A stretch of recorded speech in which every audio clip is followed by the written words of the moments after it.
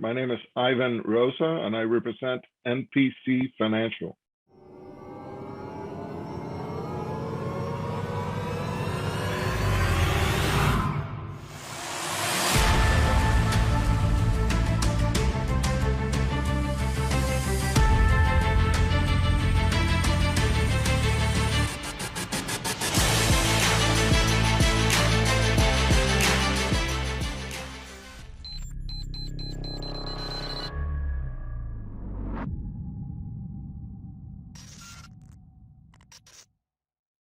Hey, it's Kellen, and today on Diversified Game, I have Ivan Rosa, who is going to give us some financial game. He's going to tell us something that I don't think we've covered, at least not heavily, on how entrepreneurs can exit, whichever way you want to go, exit your business. So, Ivan, welcome to the show. How are you doing today?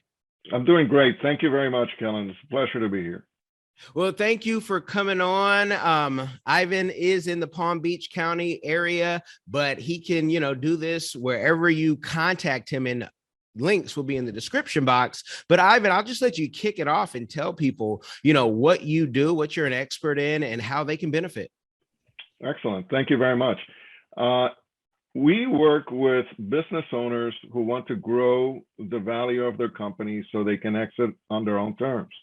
And that means really working with them to encourage them to manage their cash flow in a way that increases assets, decreases liabilities, and protects them against all the varieties of risks that are out there so that they can fulfill their dream of someday exiting their business in a way that benefits them financially, and they can support their lifestyle in retirement. Well, that's awesome. Now, a lot of folks will say, "Oh man, this is for people that are old, whatnot." Like, at what level, what stage in the game should someone even be thinking about the exit? That's an excellent question. I think it's very similar to when's the best time to plant a tree. That was 30 years ago. Today is the second best time to start. The best, time to start is 30 years ago. Well, the best time to start planning your exit from your business is the day before you launch the business. You should be thinking about this throughout the life of the business and always having an eye on what the most appropriate way is to monetize the value of the biggest asset that you'll have in your life. People exit businesses for all kinds of reasons, and they fall in three major categories. They want to quit working, and that doesn't mean that they're old and they're ready to retire, but they just don't want to be in this business anymore for whatever reason. They get sick and they can't work anymore, or they die. And we need to be prepared for all three of those eventualities at all times so that we don't end up having a crisis at the time that we most need to be prepared. So when you say, when talking about death, this may even be for the person who they love their business. If they have kids or if they're married, they know that their family wants no part of the business. Maybe it stressed them out. So they should be thinking, even in death, that I have a package that when I leave, my family then can sell the business and, go on and do whatever they want to do with their life. Would that be a correct statement? That's an absolutely correct statement. It goes even further than that. Part of estate planning for any business owner is understanding what the succession plan would be for a business. And so, that you're going to need to prepare somebody to take that over at some point. And you should always be ready to turn that over to somebody should the need arise through an emergency or whatever. And there's also, you said, some families don't want anything to do with the business. The opposite is also true. There are children that very much want to take over the business and have it be a generational asset that continues indefinitely. And, in order to do that, you have to be prepared financially also. Because if you lose the primary driver of that business at an opportune time, that you're going to have a financial shortfall, whether that's through an expense of hiring somebody to come in and take their place or through a revenue gap. And so being prepared for all of those things is incredibly important. And let the people know more about you. How did you get into this, this business, and, just kind of more in your background? Sure. I came to this business about 5 years ago. I was ending a career in marketing.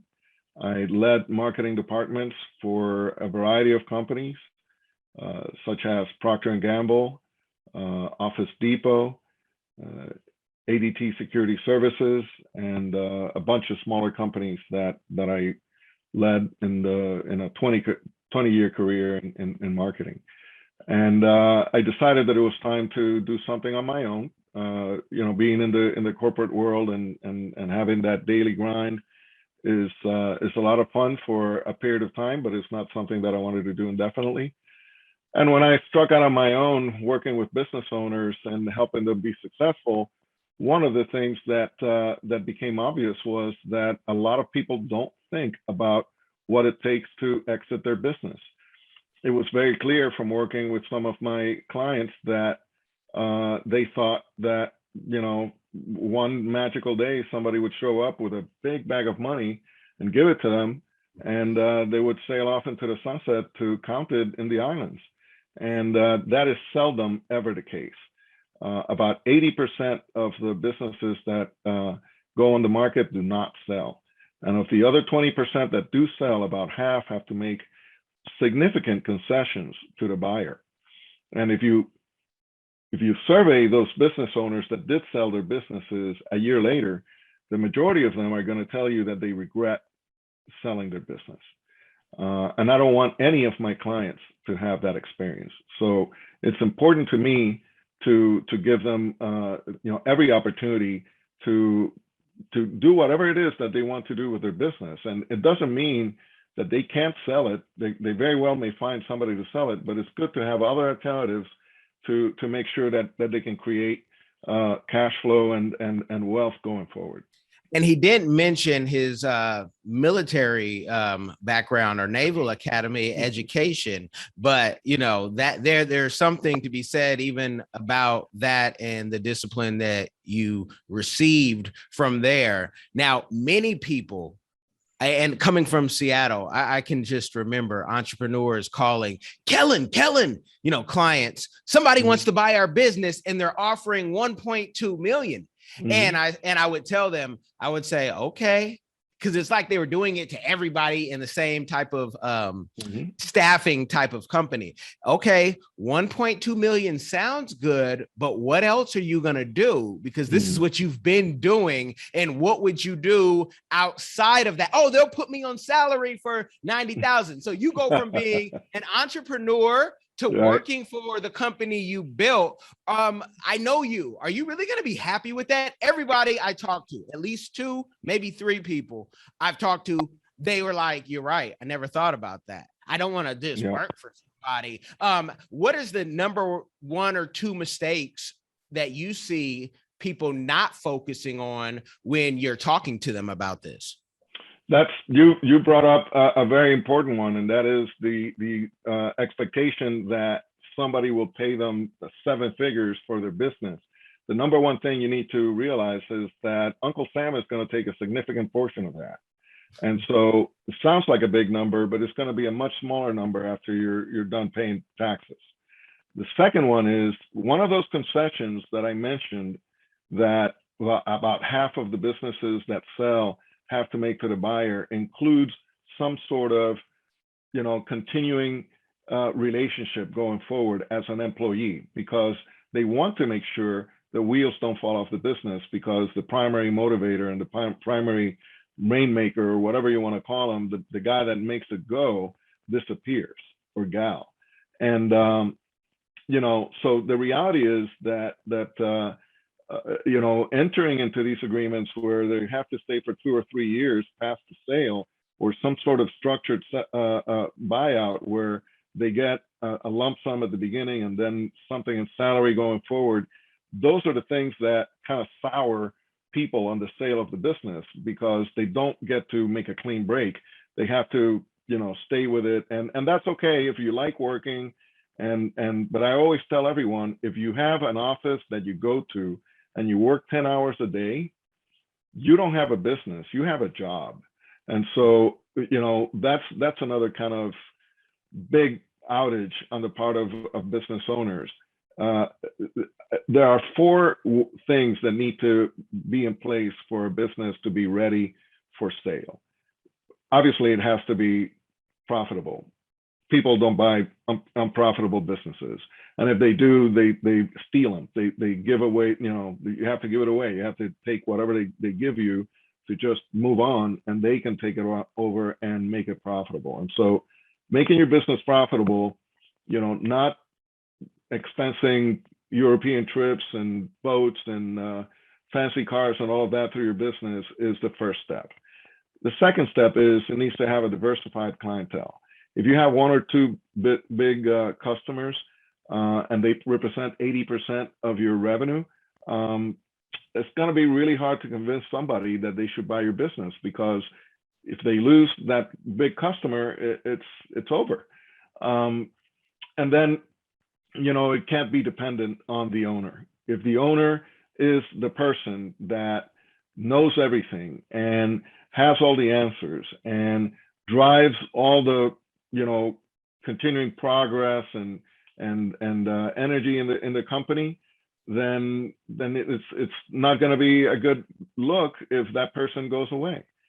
And finally, those people that are actually critical to the business that are not the owner, because the owner can't be the one that makes everything happen, those people need to be present and engaged, and they need to be loyal long-term to the business. And so, if I'm going to buy a business and it's profitable and it's got a diversified clientele, and the owner can hang out for a couple of years and help me, but the employees are going to say, look, it was okay while Kellen was here, but now that Ivan took over, I don't think that I want to be around, then that's also not a good look. And so it's important that you put in place the right things to make your business perform and hit on all those cylinders.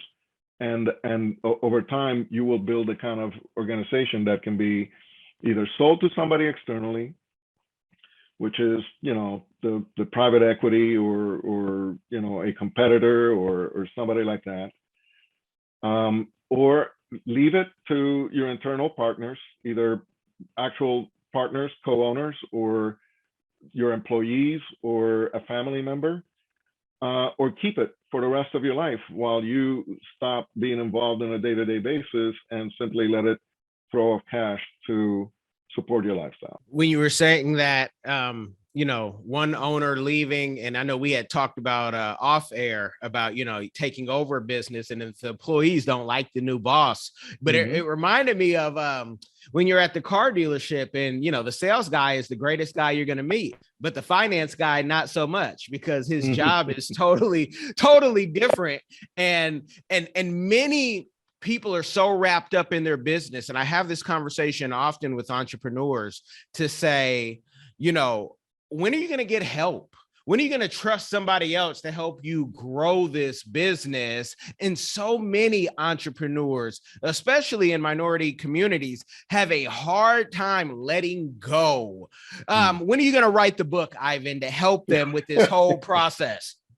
Well, Kellen, maybe you can help me write it and publish it for me. And, we can go halfsies on that. But I really think that, particularly when it comes to underserved communities, I mean, it's incredible the energy that comes from minority and immigrant communities in this country to create businesses. When the established companies out there that hire on the basis of education and experience and connections and all of those things are not employing the people that we're talking about, they turn to starting their own businesses. And it's critical that they get the kind of help that we're talking about, because it's certainly not going to come from the SBA. That's just not happening. So it's important that they get educated, that they talk to people like you, that they find out what the right way is to manage their cash flow so that they can be successful. mpcfinancial.com is a great place to go. And you can follow me on social media, Ivan Rosa, or at LinkedIn, Rosa. And I'd be more than glad to have a discussion about it. Yeah, and in that discussion, when you're talking about minority and immigrant businesses, which we need them because these are, especially immigrants, creating a business, it's like in the blood. When people say, oh, we need to take all these businesses, need to be all Americana, and it's like, well, we won't be having many businesses. America's a mixing pot, but with these businesses, minority and immigrant businesses, we have to get out of doing different things. You get a barbershop on here, then your friend, your primo, your cousin makes a barbershop next door offering the same services. Same thing with restaurants where mofongo and jerk chicken is great, but every Puerto Rican and every Jamaican place does not have to have the same thing on the menu, and you're a block away. It's just bothersome. So in selling your business, are there any ways where you have seen companies come together and an owner say, you know what, I'm older, I see you're young in this business, I'm going to sell this business? In healthcare, in like adult care, it's called a change of ownership. Have you ever seen anything like that? Sure, absolutely. Yeah, it's a generational transfer of a business is a big thing, and it doesn't have to be inside the, like the immediate family or even extended family. It's just sometimes you have a senior partner and a junior partner, and thank God for the junior partners, because they're the ones that are going to continue driving that business and allow the senior partner to move on. And the senior partner should move on. All of us should move on at some point so that people behind us can take over. It's just a question of how do you structure that? What's the right way to fund something like that? I'm sure, if a senior partner is ready to retire and wants to sell his piece of the business, the junior partner is not going to just dig into his pocket and pull out a wad of cash and pay for it, or go to the bank and borrow it. There are things that need to be put into place so that over time you can create that bank, internal bank, that you can use to do that. And vice versa. The senior partner has a wealth of experience and knowledge that is irreplaceable. So he can't completely disappear, at least not right away. And so while the junior partner is getting up to speed and learning the business and getting ready to run or ride without the training wheels, the senior partner has to be there. And God forbid he not there, then we have to have the right financial structure to make sure that the senior partner can afford to buy the business from the estate. Because in that case, for the most part, the wife and children are not going to want to be involved. And at what point, like, what is retirement? You are more mature and wiser than I, but I, constantly, I told you the other day, get teased. They say, are you retired? And I say, well, I'm part of like the FIRE movement where, we want to be financially free or financially independent and retire early. But what is retirement? Because it seems like if you do nothing, you die sooner. So what, for owners who say, well, I'm scared to sell my business because I don't know what else I would do. Do you have any tips, or have you seen anything that could help that person? Yeah, I lived in Okinawa while I was a United States Marine, and there's a word in Okinawan, in the Okinawan dialect, and it escapes me right now. I should have prepared for this question. I think it's ikigayo, and it loosely translates as the reason you get up in the morning. And I don't know anybody who's retired that's happy that doesn't have a reason to get up in the morning.